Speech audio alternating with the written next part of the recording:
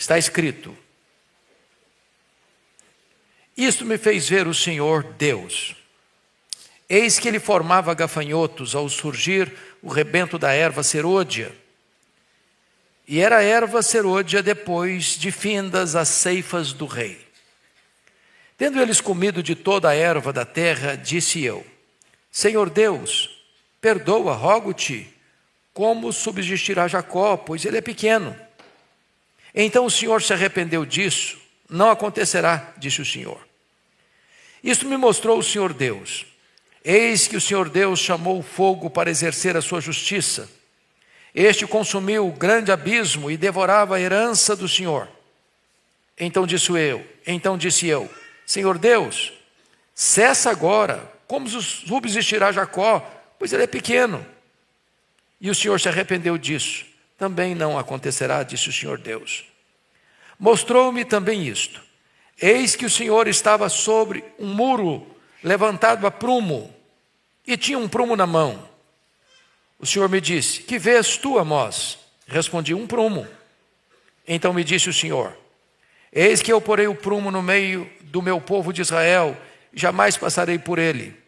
Mas os altos de Isaque serão assolados, e destruídos os santuários de Israel. E levantar-me-ei com uma espada contra a casa de Jeroboão.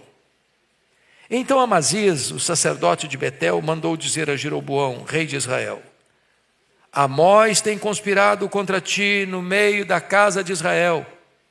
A terra não pode sofrer todas as suas palavras.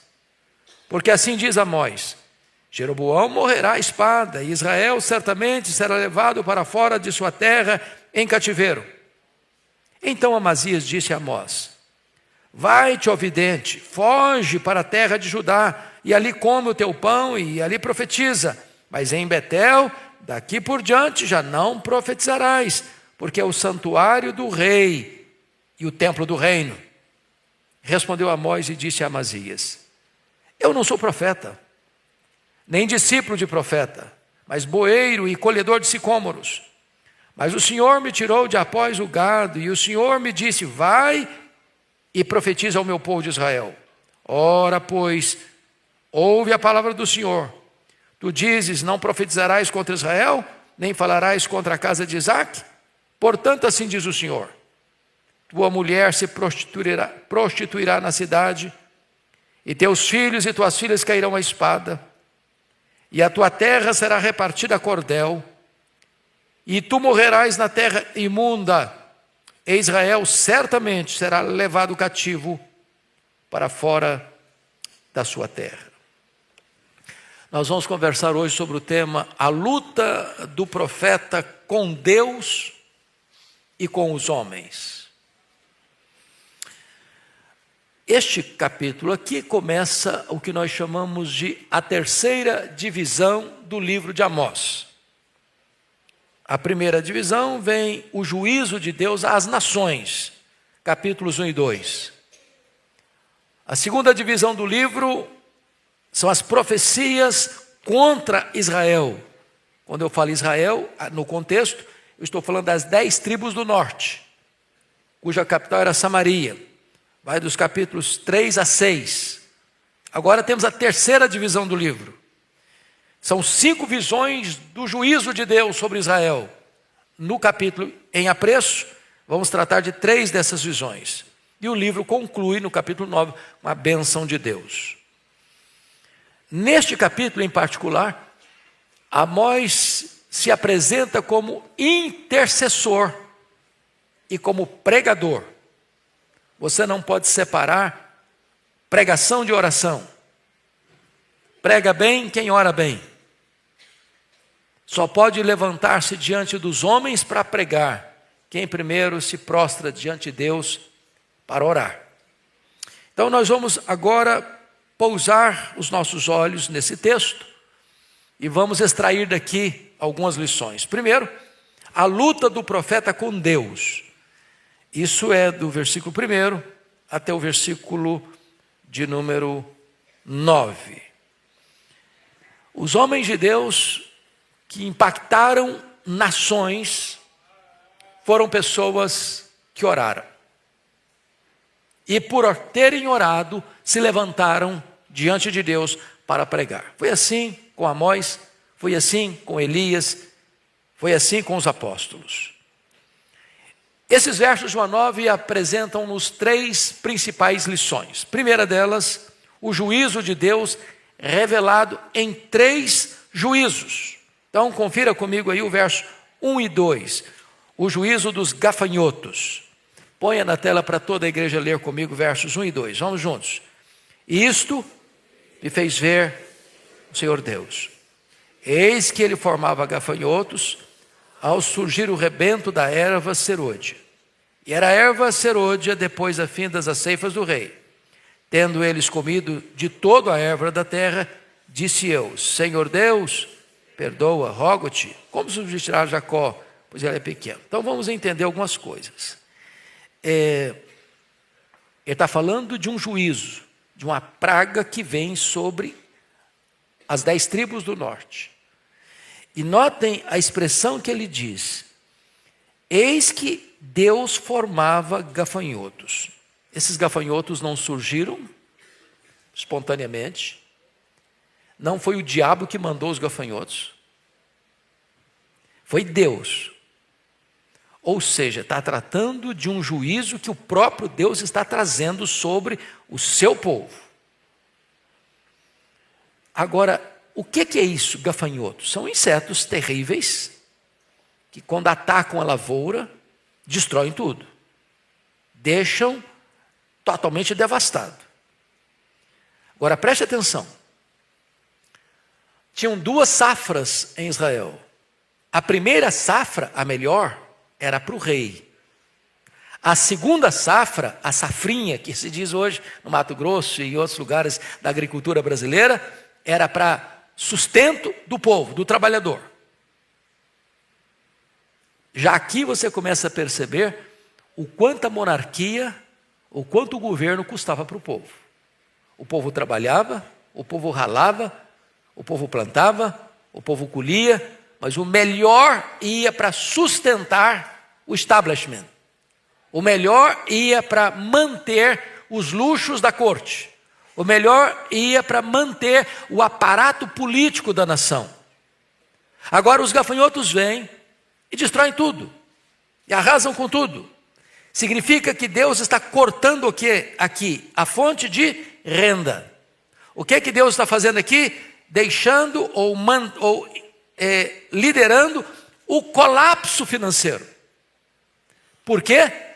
Porque as 10 tribos do norte abandonaram a Deus, desde o seu fundador, chamado Jeroboão I.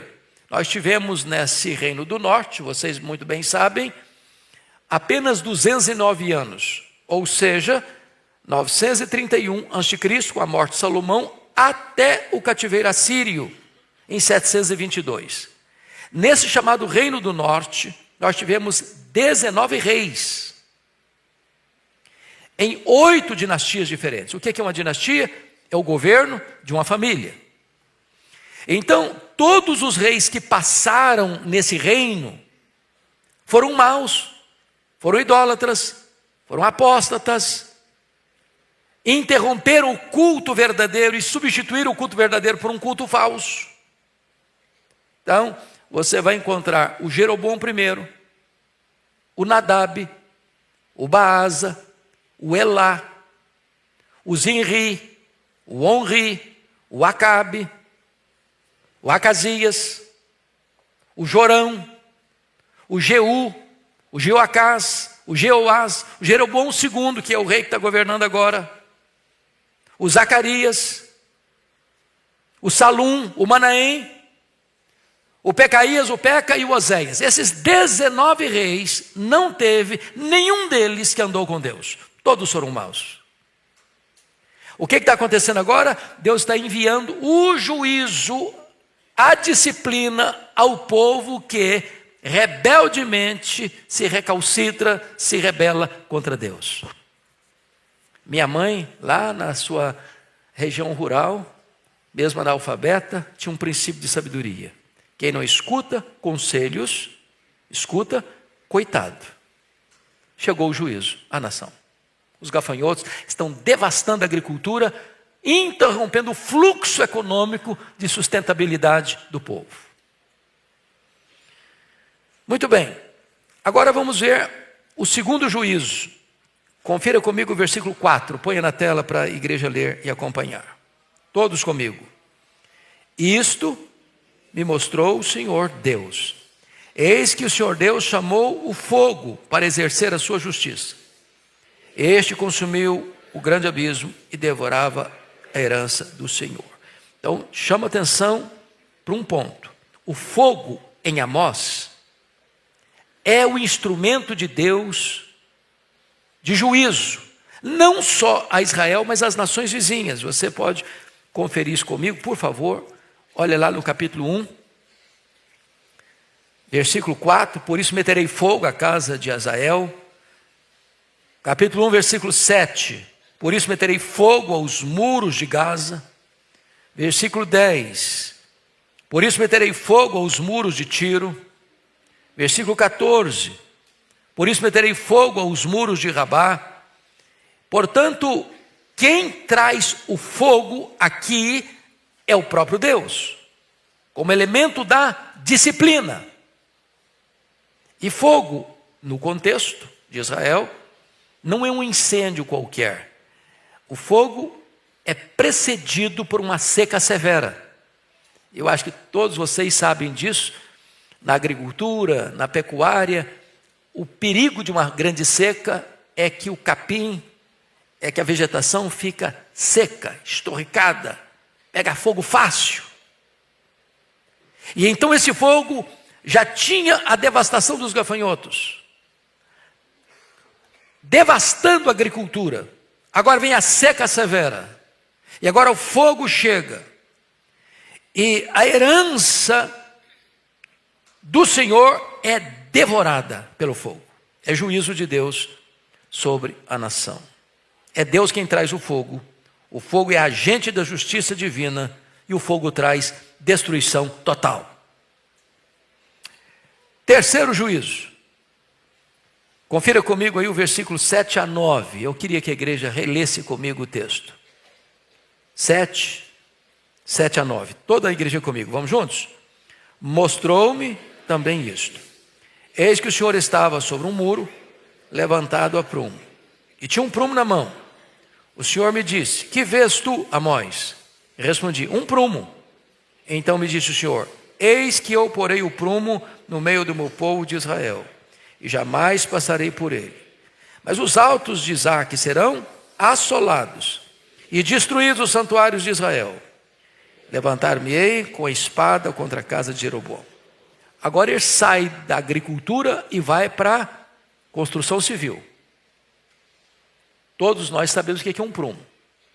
Qualquer pedreiro, construtor de casa, construtor de um muro, usa o quê? Um prumo. Para que o prumo? Para saber se a parede que ele está levantando está reta. Porque se tiver meia sinuosa, vai cair. Vai cair. Quando Deus está dizendo: eu vou botar o prumo no meu povo, Ele está dizendo o seguinte: olha, a vida desse povo está sinuosa, não está reta, não está certa. Esse povo é rebelde, esse povo é idólatra, esse povo apostatou da fé, esse povo não escuta os profetas, esse povo não aprende com a minha disciplina. Eu vou botar um prumo e não vou passar por ele. Quando ele diz não vou passar por ele, aqui está o maior juízo. Como assim? Como assim? O maior inimigo do povo não é o diabo. O maior perigo de um povo não é o diabo. O maior perigo de um povo é Deus dizer assim: chega, eu entrego você a você mesmo. Eu vou me ausentar. E a ausência de Deus é mais perigosa do que a presença do diabo. Nós conhecemos o texto de Romanos 8,31. Se Deus é por nós, quem será contra nós? E se fizermos a pergunta no inverso? E se Deus for contra nós, quem será por nós? Deus, eu vou deixar vocês por conta de vocês mesmos. E nisso consistirá a completa ruína e destruição de Israel. Deus esquadrinha o seu povo. Deus reprova o seu povo. E agora veja que Deus vai destruir os locais onde o pecado foi promovido. Versículo 9. Mas os altos de Isaac. O que são os altos de Isaac? Ele está falando de quê? Ele está falando que os altos, os montes, os outeiros, eram os locais onde Israel construía não só templos aos deuses pagãos, mas levantava postes de madeira, atribuindo àqueles postes de madeira valores espirituais, como se fossem deuses. E ali eram lugares de prostituição, ao mesmo tempo que cultuavam uma divindade que eles acreditavam, mas faziam isso por meio da prostituição. Ou seja, a religião se uniu à promiscuidade sexual. Não só idolatria, mas devassidão moral. E quando Deus põe o prumo, Deus está dizendo, eu vou destruir esses altos de Isaac. Eu vou destruir os santuários de Israel. Quais são os santuários de Israel? O que ele está falando? Entendamos isso. Vocês se lembram lá, quando Jeroboão I rompe com o rei Roboão, filho e sucessor de Salomão? Por que rompeu? Por quê? Problemas econômicos. Preste atenção nisso. Nenhum governo se sustenta com crise econômica, com o povo sofrendo e reivindicando alívio. Quando Roboão assume o governo, filho de Salomão, o povo foi a ele, liderado por Jeroboão I, e disse ao rei assim, olha, o seu pai nos pesou a mão demais nos impostos. Nós não aguentamos mais pagar tributos. Seu pai viveu no luxo, no fausto, na riqueza. Mas nós é que pagamos a conta. Não tem milagre nisso não. Se o governo gasta demais, quem paga a conta é o povo. Se tem luxo demais, quem paga a conta é o povo. E então disseram, olha, alivia os impostos. E se você aliviar os impostos, nós vamos hipotecar pleno apoio ao seu governo. O que fez o rei Roboão? Vou fazer isso nada. Depois de escutar alguns conselhos, eu vou pesar mais a mão em cima de vocês. O meu dedo mínimo é mais grosso do que o braço do meu pai. E o meu pai afligiu vocês com chicotes, eu vou afligir vocês com escorpiões. E o que acontece? O Reino Unido de 120 anos é rachado. E das 12 tribos, 10 seguem a liderança cismática de Jeroboão I. O que ele fez? Tomou uma decisão. Eu não vou permitir que o meu povo volte a Jerusalém para adorar no templo. Porque as duas tribos que mantiveram-se fiéis à dinastia davídica foi Judá e Benjamim. E ele pensou, se o meu povo voltar lá, eles vão acabar rompendo comigo e me matando. Então o que ele fez? Construiu novos templos. Lá em Dan, no norte, lá em Betel, no sul. Criou novos deuses, bezerros de ouro. Estabeleceu novos sacerdotes. Um culto sincrético. E o que Deus está fazendo? Eu vou destruir esses santuários. Eu vou arruinar essas casas de apostasia, de idolatria. É isso que ele está dizendo aqui no versículo de número 9. Destruídos os santuários de Israel, e levantar-me-ei com a espada contra a casa de Jeroboão. Entendamos isso, irmãos. Quem dominou essas 10 tribos do norte e levou para o cativeiro? O poderoso império assírio. Mas Deus está dizendo que quem está entregando esse povo para a Síria é o próprio Deus. Quem entregou Jerusalém e Judá nas mãos da Babilônia é o próprio Deus. É Deus quem está disciplinando o seu povo. Eles não caíram porque o inimigo era muito poderoso, embora fosse mesmo, mas eles caíram porque Deus os entregou. E os entregou por quê? Porque eles se recusaram a se arrepender, eles se recusaram a emendar os seus caminhos, eles se recusaram a se voltarem para Deus. Pois bem, dito isto, vamos olhar o segundo ponto que é a intercessão do profeta diante do juízo mencionado por Deus. Então, vamos ver aqui que Amós é um intercessor, como foi Moisés, como foi Samuel, como foi Elias, como foi o apóstolo Paulo. Então, olhe comigo versículo 2. Leia comigo o versículo 2. Vamos juntos? Tendo eles comido de toda a erva da terra, disse eu: Senhor Deus, perdoa, rogo-te, como subsistirá Jacó, pois ele é pequeno. Veja você que Amós é movido de uma grande compaixão. Deus, perdoa o pecado deles. Deus, eles são pequenos demais. Eles não vão resistir. Veja você que a oração é endereçada a Deus com tamanha humildade. Senhor Deus, perdoa, rogo-te. Ele não diz, exijo. Decreto. Não, rogo-te. Senhor, perdoa. E ele coloca um atenuante. Ele é pequeno, Senhor. Esse povo é pequeno. Então perdoa. Se o Senhor pesar a mão, eles vão ser destruídos. E a oração é feita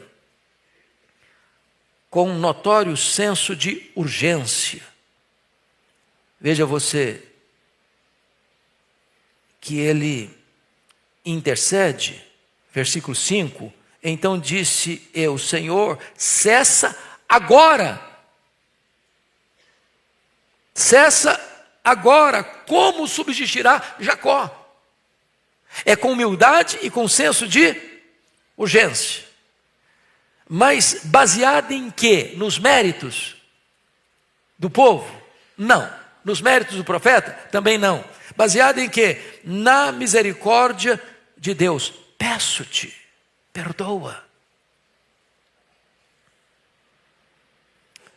E agora a oração, ela é vitoriosa em seus efeitos, porque se você notar comigo, versículo 3, então o Senhor se arrependeu disso, não acontecerá, disse o Senhor.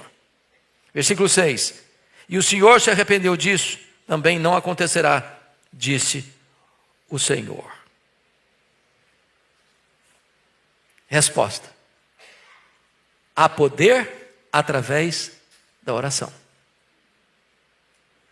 Deus dá um diagnóstico e de repente entra o recurso da oração e Deus muda o diagnóstico. Não vai acontecer. Não vai acontecer. Lembra de Abraão orando por Sodoma e Gomorra? Senhor, se tiver 50 justos lá, o Senhor vai destruir? Não, não vou destruir. E se tiver 45? Eu não vou destruir. E se tiver 40? Eu não vou destruir. E se tiver 30? Não, não vou destruir. E se tiver 20? Eu não vou destruir. E se tiver 10? Eu não vou destruir. E ele parou de orar. Mas diz a Bíblia que quando Deus estava destruindo Sodoma, lembrou-se de Abraão, da oração dele, e libertou Ló de Sodoma. Então, nunca descreia do poder de Deus através da oração para reverter diagnósticos já lavrados. Lembra de Ezequias? Deus mandou o profeta Isaías à sua casa, ao palácio, com um decreto: põe em ordem a tua casa, porque morrerás e não viverás. Ele podia argumentar assim: bom, se é decreto de Deus, se é ordem de Deus, se é palavra de Deus, se Deus já definiu, acabou. Eu vou me sentar aqui e esperar a morte chegar. Ele estava doente mesmo. Os médicos não podiam curá-lo mesmo. Mas o que ele fez? Ele voltou-se para a parede e orou fervorosamente e chorou copiosamente, e Deus respondeu rapidamente. Disse: volta lá e fala para Ezequias, príncipe do meu povo, que eu ouvi a sua oração, que eu vi as suas lágrimas, que eu vou curá-lo da sua enfermidade, e ainda vou fazer mais, vou libertá-lo da ameaça do Império Assírio. Tinha 185 mil soldados ao redor de Jerusalém para invadir a cidade. E Deus libertou a cidade de Jerusalém e curou o rei. Em resposta, o quê? Oração. Pois bem, terceiro ponto que eu quero tratar aqui é o arrependimento de Deus. Porque note você, versículo 3, então o Senhor se arrependeu disso. Olha o versículo 6, então o Senhor se arrependeu disso. E aí você pergunta, mas como assim Deus se arrependeu? Não combina a palavra arrependimento com a pessoa de Deus. Como é que eu vou entender isso aqui, Deus se arrependeu? Primeiro, nós estamos falando de uma antropopatia. A palavra antropopatia é uma palavra composta de duas palavras gregas. Antropos, homem, pathos, sentimento ou sofrimento. Então, é você atribuir a Deus um sentimento humano. Agora, o arrependimento de Deus tem nada a ver com o nosso arrependimento. Por que você e eu nos arrependemos? Porque nós erramos. Então, nós erramos, temos consciência do nosso erro, nos arrependemos dele e então tomamos um novo rumo. Deus não erra, Deus não falha, Deus não tem defeito moral. Então, o que significa Deus se arrependeu? É que a relação de Deus conosco, ela é bilateral. Deus está dizendo assim, você vai morrer. Aí você se arrepende do seu pecado. E Deus diz aí, então eu vou suspender o juízo e vou aplicar a graça. Deus não mudou o seu caráter. Uma vez que a outra parte reconhece o erro, Deus então suspende o juízo e oferece graça. E essa mudança de sentença, numa linguagem antropopática, é chamado de Deus se arrependeu, o arrependimento de Deus. Deus suspendeu o juízo, pelo menos temporariamente. Você vai encontrar isso no livro dos reis, segundo livro dos reis. Lembram lá de Ezequias? Quando o profeta Isaías dá uma reprimenda nele, mas disse assim, olha, você acolheu essa comitiva diplomática da Babilônia, e você abriu a sua casa e os seus tesouros, e você se engrandeceu diante deles. Agora escute isso aí, essa Babilônia tornar-se-á um poderoso império e voltará, e vai saquear toda a riqueza, e vai levar os filhos como escravos, e vai torná-los eunucos nos palácios, vão castrá-los. E Ezequias pensou, boa essa palavra, porque isso não acontecerá nos meus dias. Ou seja, o juízo está lavrado, mas ele vai ser estendido lá para frente. Vocês se lembram de Josias? O rei Josias? Pois é, ele está fazendo uma reforma em Israel, fazendo uma limpeza na casa de Deus. E aí, o sumo sacerdote Hilquias, nessa reforma, encontra perdido dentro da casa de Deus o livro da lei. Olha que coisa curiosa. A palavra de Deus, a Bíblia perdida dentro da igreja. O povo não estava lendo Bíblia mesmo, né? A igreja abria as portas, o templo abria as portas, mas a Bíblia não existia. Aí, quem encontrou, vai lá para o rei, diz, achar esse livro da lei, lá no templo, e leu para o rei. Ele ficou tão desesperado, deveria ser o livro de Deuteronômio, que rasgou as vestes. Por que rasgou as vestes? Porque em Deuteronômio está escrito lá, as bênçãos da aliança e as maldições da aliança. E uma das maldições da aliança era que a nação seria levada cativa, se o povo não cumprisse o pacto, a aliança firmada com Deus. Aí o rei mandou uma comitiva consultar a profetisa Hulda, que morava em Jerusalém, para ver o que estava para a palavra de Deus em virtude daquele livro da lei. E a profetisa disse, olha, Judá vai ser levado cativo. A sentença está dada, ele é irremediável. Por quê? Por causa dos pecados de Manassés. Deus disse, chega, basta. Mas Deus disse através da profetisa: não vai acontecer nos seus dias. Você é um homem de Deus, você é um homem piedoso, você é um homem correto, você é um homem que me buscou de todo o seu coração. Então, essa tragédia virá, mas não virá nos seus dias. O que Deus está fazendo? Estendendo o juízo lá para frente. Para quê? Para que aquele homem de Deus não sofra as consequências daquele tempo. Então, notinha de rodapé. A Bíblia diz que Deus leva para si o justo antes que venha a calamidade. Tem hora que morrer cedo é um grande livramento de Deus. Deus diz: eu não vou te poupar de uma situação tão difícil, que se você tivesse mais tempo de vida, você teria uma vida muito sofrida, muito amarga, como eu quero e amo você. Eu vou proteger você dessa tragédia e vou recolher você mais cedo para mim. Pois bem, dito isto, vamos agora ao segundo ponto da mensagem. Primeiro foi a luta do profeta com Deus, intercedendo. Agora vai ser a luta do profeta com os homens. E aqui eu chamo a sua atenção para algo muito importante. Se você está fazendo algo sério para Deus, espere oposição. Eu vou repetir. Se você está fazendo algo sério para Deus, espere oposição. O inimigo vai se levantar. Vai ter resistência. Vai ter ataque. Vai ter perseguição. E não foi diferente com o profeta Amós. Porque, chama atenção para isso. Qual foi o período em que profetizou Amós em Israel? No governo de quem? No governo de quem?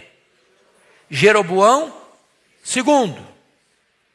O mais importante rei desses 19 reis foi Jeroboão II, da dinastia de Jeú. Ele governou o mais longo período lá no norte, 41 anos. Por que ele foi o maior, o melhor rei do reino de Israel? Porque nas fronteiras a Síria estava ainda ensaiando os seus ataques, mas não estava atacando.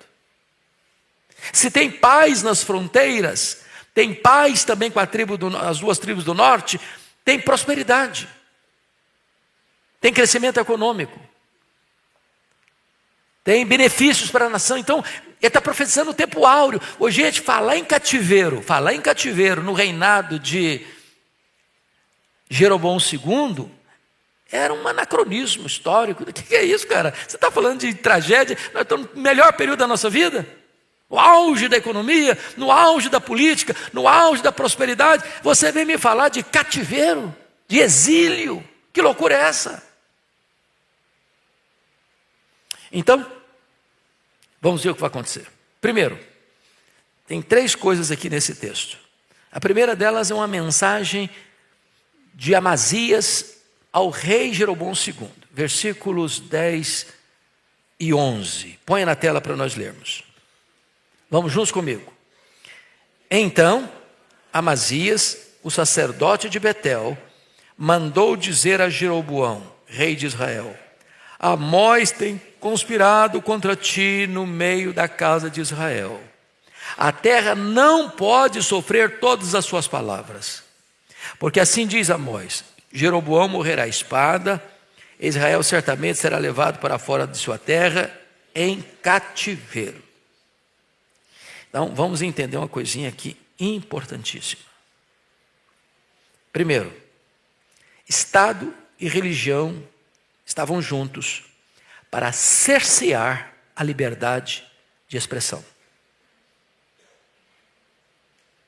Preste atenção nisso. Isso é atual. O Estado e a religião deram as mãos para dizer o que você pode pregar e o que você não pode pregar.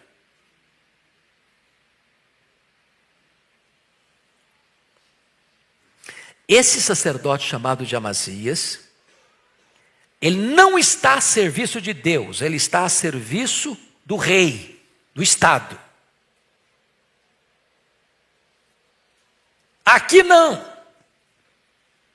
Aqui não. Aqui é o templo do rei.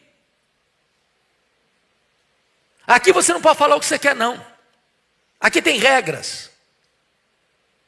Aqui tem limites.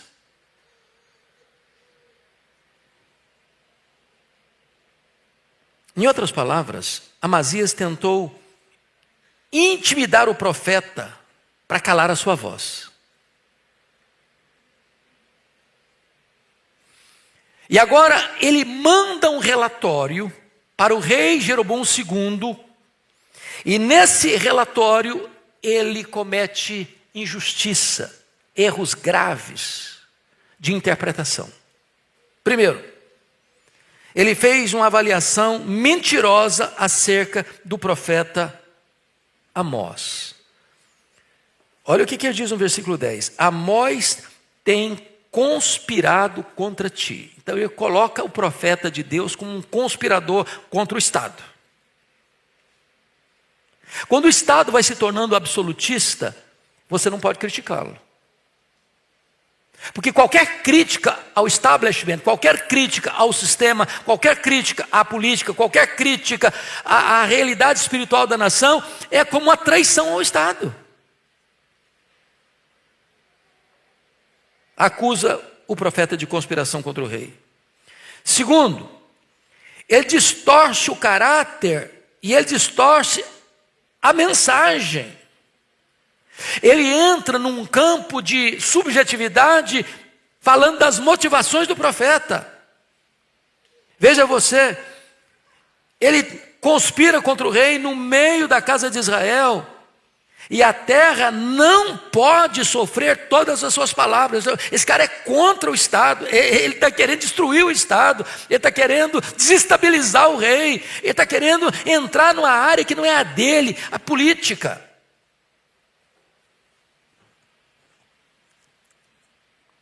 E ele diz, botando na boca, ele está botando na boca do profeta, que o profeta não falou. Jeroboão morrerá à espada. Onde que o profeta falou isso? Israel certamente levará cativo para fora da terra em cativeiro. Isso é verdade. Ou seja, sempre que alguém acrescenta algo que você não disse, como se você tivesse dito, põe na sua boca o que você não falou, ele está fazendo o quê? Corrompendo o seu caráter. Ele está distorcendo a verdade. E uma meia-verdade é uma mentira completa.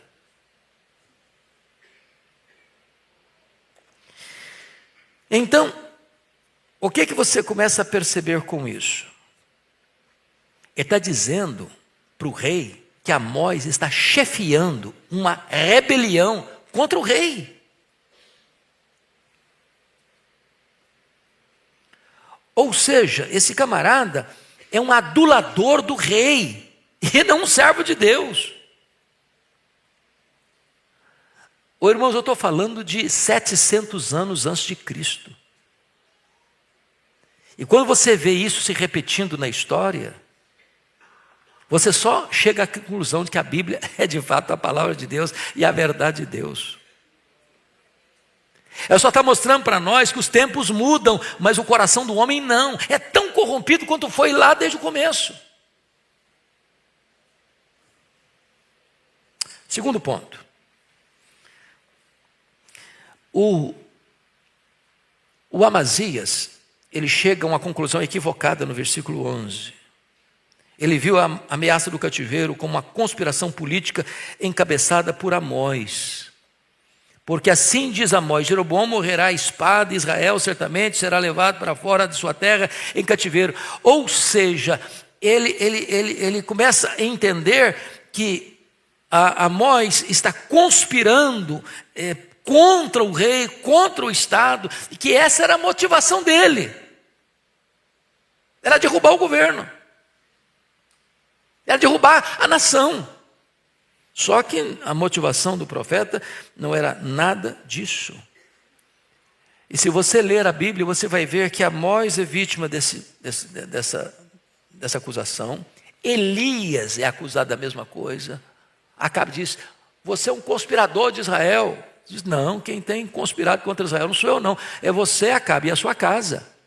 Jeremias foi acusado disso, até prenderam o profeta Jeremias. Jesus foi acusado disso. Então preste atenção que nessa luta contra os homens, o Amós tem que enfrentar a mensagem falsa de Amazias ao rei. Segundo ponto, vamos ver agora a mensagem de Amazias ao profeta Amós. Ele está dando um relatório para o rei. Agora ele vai ter que encarar o profeta face a face. O que ele vai fazer? Primeiro, vamos dar uma olhadinha no versículo 12 e 13. Vamos ler todos nós, por favor, na tela. Toda a igreja comigo. 12 e 13. Então, Amazias disse a Amós: vai-te, ó vidente, foge para a terra de Judá, e ali come o teu pão, e ali profetiza.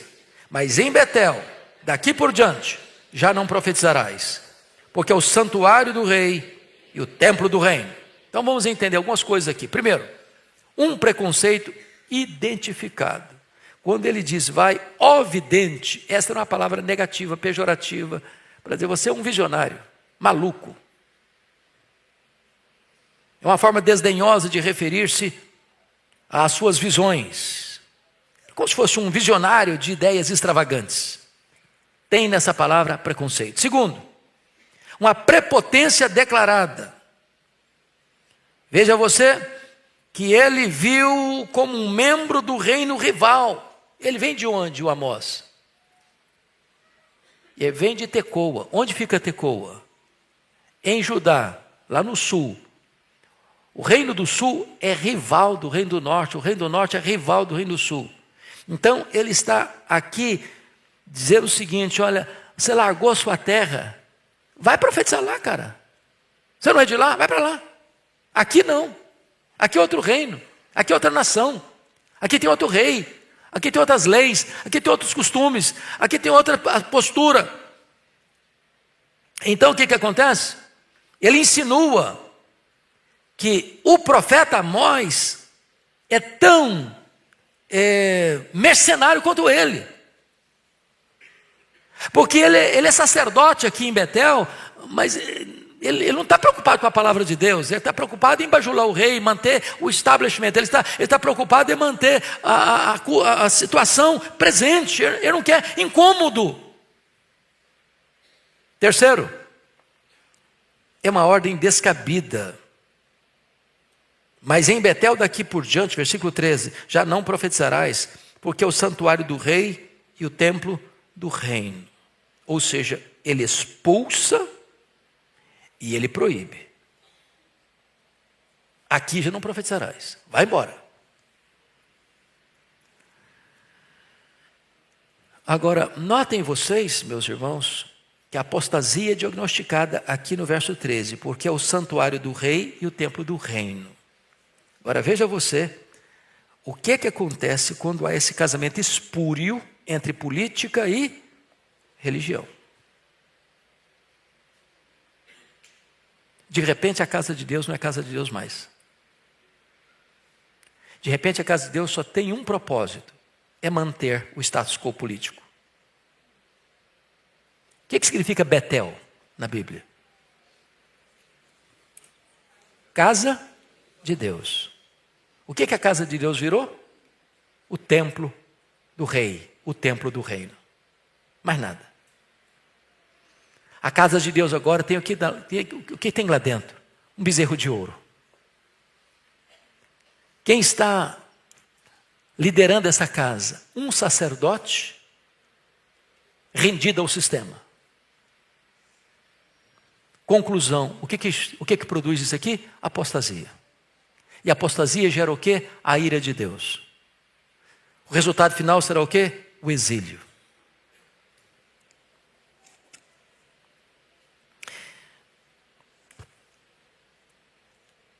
Eu não estou tratando de um texto, irmãos, apenas mencionando algo que aconteceu há 2.700 anos. Se a nossa leitura da Bíblia for apenas uma leitura de lentes do retrovisor, nós teremos perdido o significado das Escrituras. A Bíblia não foi a palavra de Deus, a Bíblia é a palavra de Deus. E como palavra de Deus, ela está nos alertando. Quem dera esse livro fosse estudado na Câmara dos Deputados, no Senado Federal, nas cortes da nossa nação. Quem dera as autoridades constituídas pudessem compreender a verdade de Deus e se colocarem debaixo da autoridade da palavra de Deus. Tantos erros seriam evitados. Mas vamos concluir.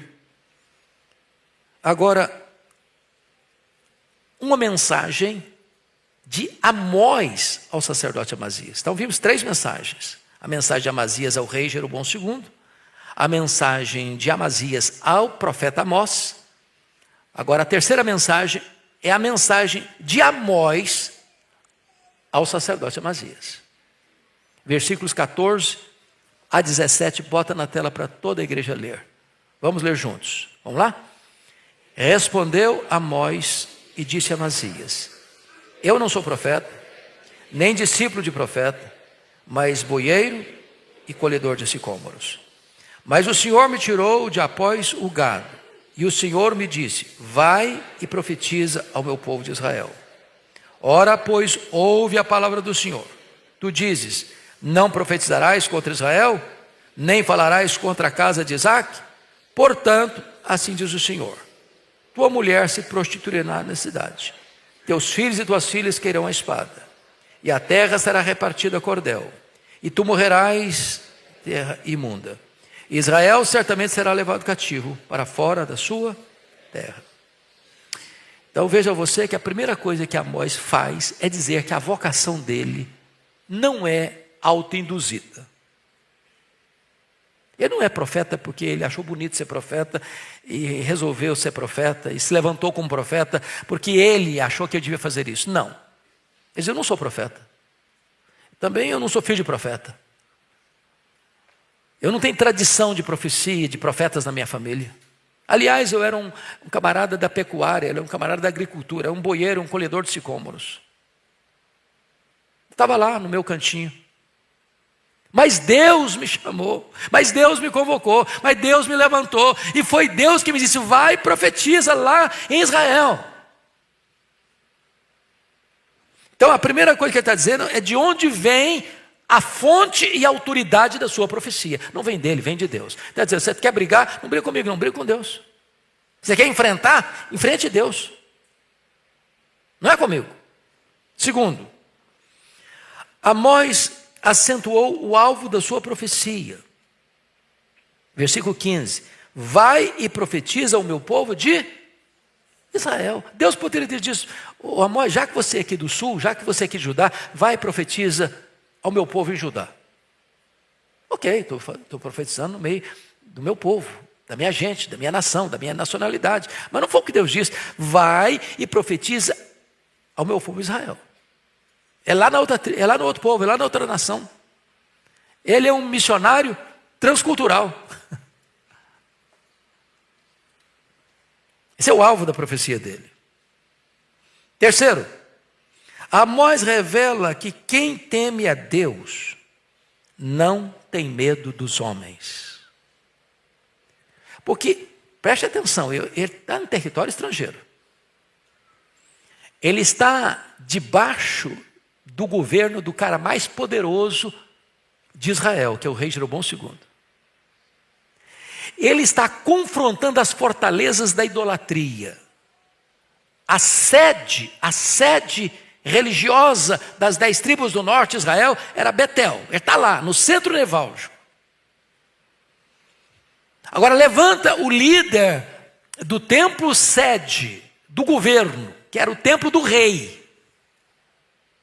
E desafia a nação, e desafia o rei, e desafia o sacerdote. E quando ele diz, aqui não, cara, volta para sua terra, lá você pode comer seu pão, lá você profetizar, aqui é o templo do rei, aqui é o templo do reino, aqui você está proibido de falar. Ele pode dizer, bom, quer dizer, gente, Deus, eu vou arrumar minhas malas, vou embora. Não querem que eu profetize, o Senhor me mandou marcar, mas eles não querem que eu profetize aqui, eu preciso cuidar da minha vida, eu preciso pensar na minha integridade física, e eu vou pegar meu passaporte, vou carimbar, e eu estou embarcando. Vamos embora. Não, ele engrossou mais o caldo ainda. E por que ele engrossou mais o caldo ainda? Porque quem teme a Deus não tem medo dos homens. Preste atenção nisso, irmãos. A perseguição religiosa vem por aí. Leia a história da igreja. A história da igreja será a nossa pedagoga ou será a nossa coveira. Por que os cristãos foram martirizados no Império Romano? Vocês acham porque Roma era intolerante? Não. Roma não era intolerante. Intolerantes eram os cristãos. Eu explico. Roma tinha um panteão de deuses. Acrescentar mais um deus ao panteão de Roma não fazia diferença nenhuma. Roma não proibia as pessoas de adorarem seus deuses. Agora, Roma fazia uma exigência. É preciso dizer que César é o Senhor. César Quírios. Se você não se prostrar diante de César, você é considerado um traidor da pátria, um traidor do Estado. Você é um rebelde. E aí você está encrencado com o Estado. Como os cristãos se recusavam, como os amigos de Daniel se recusaram a se prostrar diante da imagem que Nabucodonosor levantou. Não, para nós, só Jesus é o Quírios, só Jesus é o Senhor. Aí você está encrencado. Ou seja, o cristão, ele prefere morrer a pecar. Mesmo em face da morte, não ama a própria vida. E ele está pronto a morrer pela sua fé, mas não negociar seus princípios e valores. E é por esta causa, meus amados irmãos, que eu volto a afirmar, quem teme a Deus não tem medo dos homens. E Jesus diz, temei não aqueles que podem matar o corpo, mas aquele que pode lançar no inferno, tanto o corpo quanto a alma. Não foi assim com João Batista? Quando ele denuncia o pecado de Herodes Antipas? Não foi assim com José do Egito? Preferiu ir para a cadeia com a consciência livre do que ficar livre com a consciência presa. Portanto, Amós, em vez de fugir, reafirma o juízo de Deus sobre Israel. Versículo 17. Portanto, assim diz o Senhor. E agora ele tem uma palavra para o sacerdote. Olha, sacerdote, você está querendo que eu vá embora. Você está querendo me ameaçar, você está me ameaçando. Então escuta isso aí. A tua mulher se prostituirá na cidade. Um caos conjugal. Teus filhos e tuas filhas cairão à espada. Ou seja, a Síria vem e não vai poupar ninguém. Terceiro, a tua terra será repartida a cordel, ou seja, as 10 tribos do norte foram tomadas pela Síria e repartida. O rei Sargão II trouxe outros povos para habitar naquela terra. E tu morrerás na terra imunda, ou seja, você não vai morrer aqui não. Seus filhos, suas filhas vão morrer, você não. E não tem dor maior para um pai que ver os próprios filhos morrerem. Você vai ser levado cativo para uma terra imunda, ou seja, você vai ser levado cativo para a Síria. Talvez para Nínive, talvez para as outras cidades.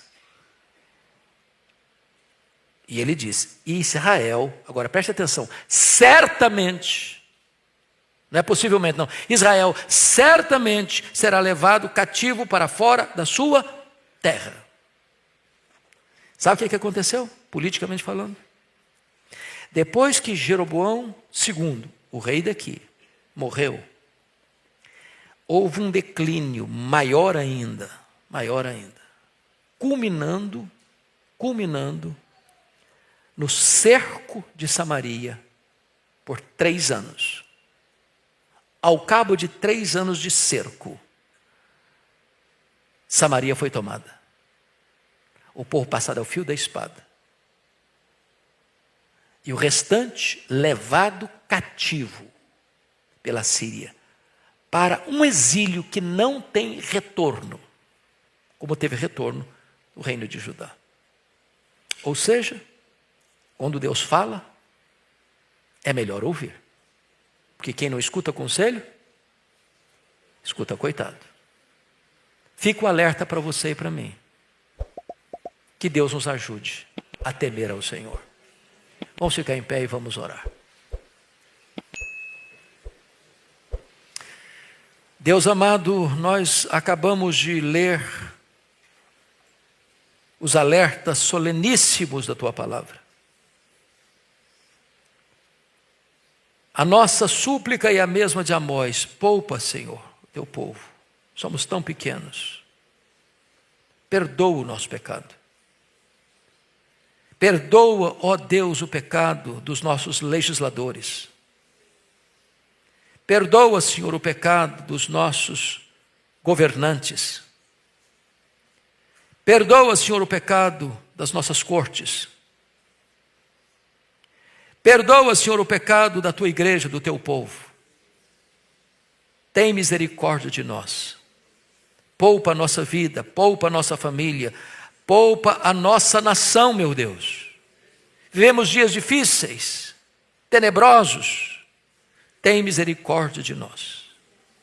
Produz no coração do Teu povo sincero arrependimento, a fim de que nos voltemos para Ti enquanto é tempo, enquanto podemos invocar o Teu nome, enquanto Tu estás perto. Meu Deus, não te vais de nós. O que seria de nós sem a Tua presença? Volta o Teu rosto para nós, e na Tua ira, lembra-te da misericórdia. É a nossa súplica em nome de Jesus. Amém.